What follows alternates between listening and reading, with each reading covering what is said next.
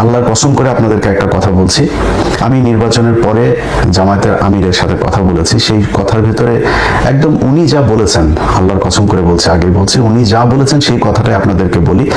ওনার মুখ দিয়ে বললে হয়তো আপনাদের বিশ্বাস নাও হতে পারতো। আমি ওনাকে জিজ্ঞেস করেছিলাম যে আপনারা নির্বাচনের দিন যখন সন্ধ্যার পরে বিভিন্ন কেন্দ্রে ভোট গণনা শুরু হওয়ার পরে আমরা প্রথম দিকে দেখলাম যে সবগুলো আসনে সবগুলো কেন্দ্রের ভোট যখন ফলাফল প্রকাশ হচ্ছে তখন দেখা যাচ্ছে যে দাঁড়িপাল্লার ভোট বেশি। হঠাৎ করে বিভিন্ন জায়গায় ভোট গণনা বন্ধ হয়ে গেল। প্রথমে নির্বাচন কমিশনের যে ওয়েবসাইট সেখানে দেখাচ্ছিল একদম প্রথম পরপর 5টা দাঁড়িপাল্লার একটা ছিল ধানের শীষের। তো সম্ভবত টাঙ্গাইল 5 বা কোনো একটা আসনের ফলাফল দেখাচ্ছিল যে ধানের শীষের, আর সবগুলো দাঁড়িপাল্লার। এখন এই সময় এসে নির্বাচনের ফলাফল ঘোষণা করা বন্ধ হয়ে গেল।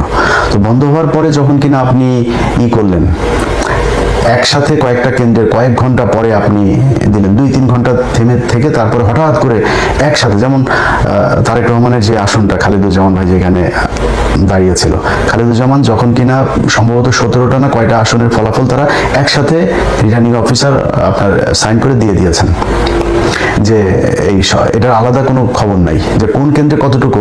যেটা আমি নির্বাচনের আরো 1 সপ্তাহ আগে থেকে বারবার বলছিলাম যে কারচুপি যেটা হতে পারে, এই যে বলা হয় মানে আধ্যাত্মিক কথাবার্তা বলা হয়, ভারত আমাদের এখানে জোর করে বসায় দেওয়া যায়, ভারত যা চায় তাই হয়, আমেরিকা যা চায় তাই হয়, এটা আমি মানি না, এটা আমি মানতে চাইও না, ভবিষ্যতেও মানবো না যে তারা এসে তারপরে ওই কালো জাদু করে তারপরে কাউকে ভোট বেশি পাওয়া দেয়। এটা আমাদের দেশের যে ইঞ্জিনিয়ারিং যে মেকানিজম সেটার মাধ্যমেই এটা করা হয়।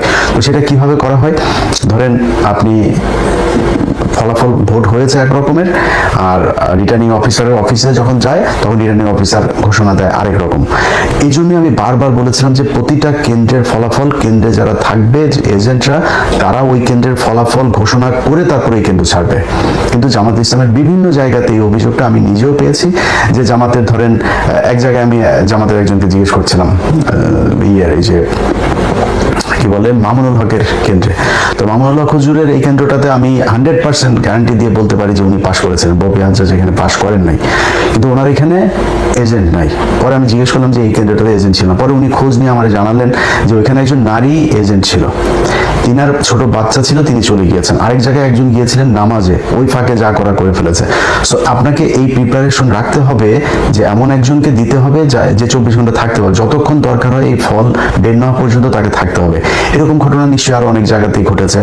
এই ঘটনাগুলোকে যাতে ঘটানো না হয় সেটা ব্যবস্থা করতে হবে। তো আমি সাহেবকে জিজ্ঞেস করলাম যে আপনারা যখন ফলাফল দেখলেন যে কয়েক ঘন্টা বন্ধ রেখে এরপরে এই ফলাফল দেওয়া হলো, হঠাৎ করে 10টা 15টা 20টা কেন্দ্রের একসাথে ফলাফল দেওয়া হচ্ছে, এই 2-3 ঘন্টা যখন বন্ধ ছিল আপনাদের নিশ্চয়ই মনে আছে চ্যানেল 24, 71 টিভি, সময় টিভি, তারপর আরো কয়েকটা টেলিভিশন আছে, এরা আপনার রেজাল্ট দেওয়া শুরু করলো কি যে সব জায়গায় বিএনপি, সব জায়গায় বিএনপি। জামাতের যে আসনগুলো আমি নিজে ধরেন যেগুলোর খবর জানছিলাম, যেমন আমার বাসায় চুয়াডাঙ্গাতে, আমি চুয়াডাঙ্গার দুটোতেই রেজাল্ট পেয়েছি যে দুটো জিতে গিয়েছে, কুষ্টিয়াতে 3টা রেজাল্ট পেয়েছে জিতে গিয়েছে, নীলফামারীতে জিতেছে, সাতক্ষীরাতে জিতেছে, যশোরে খবর পেয়েছে, কিন্তু সেগুলো রেজাল্ট দেওয়া হচ্ছে না, সেগুলো বলছে না, সব বিএনপি বিএনপি বিএনপি, এবং মানে আজগুবি রেজাল্ট দিয়ে দেওয়া হচ্ছে চ্যানেল 24, তারপরে এই সময় 71 এই টেলিভিশনগুলোতে।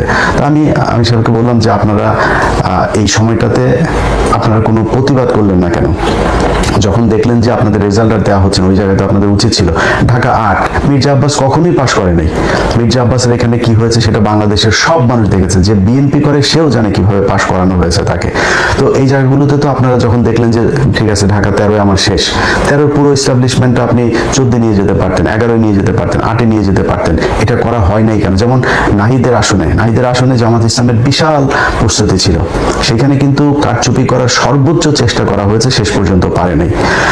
তো এখন এইখানে এগুলোতে করা হলো না কেন? মির্জা আব্বাসের আসনটাতে সেখানে যেখানে কোনো সিল মারা নাই, এক জায়গায় কালো দাগ আছে, তারা নিজে দাগ দিয়েছে, দাগ দিয়ে তারা বলেছে যে এটা এই পেয়েছে। নির্বাচন কমিশন সিদ্ধান্ত দিল যে যেখানে কালো দাগ পেপারের যে কোনো এক জায়গায় যদি নাকি থাকে, দাগ থাকে, সেটাই ধানের শীষ হিসেবে গণ্য করা হবে। কেন? ধানের শীষ ছাড়া কি আর কোনো মার্কা নাই ওইখানে? এটা করা হয়েছে। তো এই আমি যতটুকু আমি আপনাদের কাছে সবকিছু বলছি না, আমি যতটুকু ভেতরে মানুষজনের সাথে কথা বলে বুঝেছি যে এই নির্বাচনটার আসলে এরকম একটা ফলাফল জামাতকেও আগে থেকেই বলে রাখা হয়েছিল যে আপনাদেরকে মেনে নিতে হবে। পরিস্থিতি যদি আপনাদের ইয়েতে যায় এবং সেই ক্ষেত্রে যদি কোনো দেশে খারাপ একটা দিকে যায় তখন কিন্তু আপনারা সামলাতে পারবেন না, আমসালা সব সমানে যাবে। জামাত ইসলাম মেনে নিয়েছে, ঠিক আছে, আমরা তো মানে ভাই জামাত ইসলামের হারানোর কিছু নাই। জামাত ইসলাম আজকে বাংলাদেশের প্রধান বিরোধী দল, 32% ভোট পেয়েছে তারা, না 37% ভোট পেয়েছে তারা, বিএনপি পেয়েছে 52%। খুব বেশি পার্থক্য নাই তো এত কিছু করার পরেও। এই যে আমরা গত প্রায় 1.5 বছর, বিশেষ করে সব শেষ 6টা মাস ধরে আমরা বট বাহিনীর কথা শুনেছি। তো বট বাহিনী হলে 32% সব কি বট নাকি? ভোট কি অনলাইনে হয়েছে, ফেসবুকে হয়েছে? ভোট তো সরাসরি হয়েছে। তাহলে এই যে 37% ভোটটা পেল জামাত ইসলাম, তাহলে এই ভোট কোথেকে আসলো?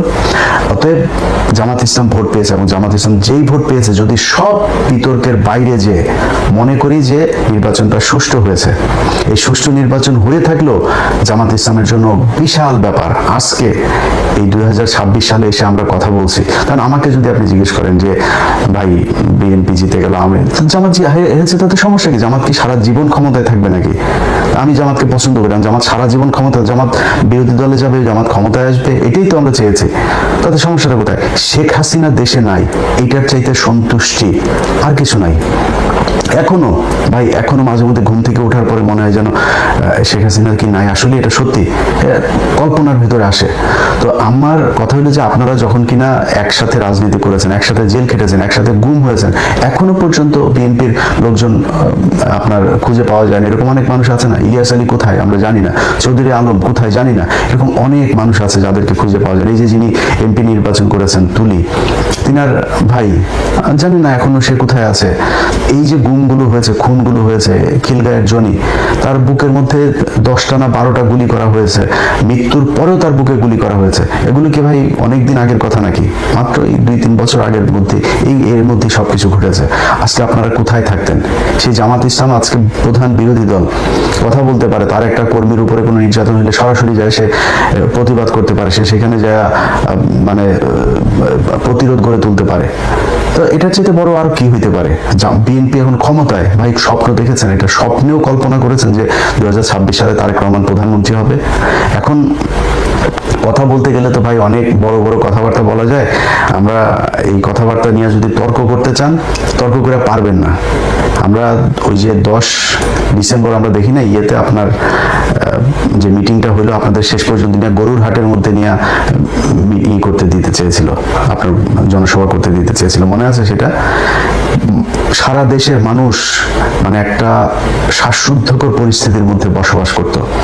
একটা ককটেল ফুটেছে, তাও অনেক দূরে, সেই কাকরাইল মোড়ে না কোথায়। আপনার মহাসচিব পরবর্তী কর্মসূচি ঘোষণা না করে দৌড় দিয়েছিল, আবার ফের স্টেজে উঠে এসে এরপরে কর্মসূচি ঘোষণা করে তাড়াতাড়ি দৌড়। এটি তো আপনারা ভাই খালেদা জিয়ার বাসার সামনে বালুর ট্রাক সরাইতে পারেন নাই 1.5 বছর। এটাই তো আপনারা। খালেদা জিয়াকে জেলখানায় নিয়ে গেছে, কিছু করতে পেরেছেন? কি করতে পেরেছেন? চিকিৎসা, এই যে মহিলাটাকে চিকিৎসা নিতে দেওয়া হয়নি, বাড়িতে ছিল তখন তো জেলখানায় না, বাড়িতে ছিল, সেখান থেকেও তাকে বিদেশে নিতে দেওয়া হয়নি। কি করেছেন তার জন্য? মহিলা মারা গিয়েছে, এই তিলে তিলে ধুকে ধুকে তারপরে মারা গিয়েছে। তো এত বড় কথাবার্তা বলে লাভ নাই। এই দেশে আপনি রাজনীতি করবেন, বিরোধী দলে যাবেন, আবার ক্ষমতায় আসবেন, সরকারি দলে থাকবেন, বিরোধী দল আপনারা অনেকভাবে জ্বালাবে, সব ঠিক আছে, এটা পার্ট অফ পলিটিক্স। কিন্তু আওয়ামী লীগ যদি ক্ষমতায় আসে, আওয়ামী লীগ যখন আপনার বিরোধী দল বা আপনি বিরোধী দল আর আওয়ামী লীগ সরকারি দলে থাকে, ওই সময়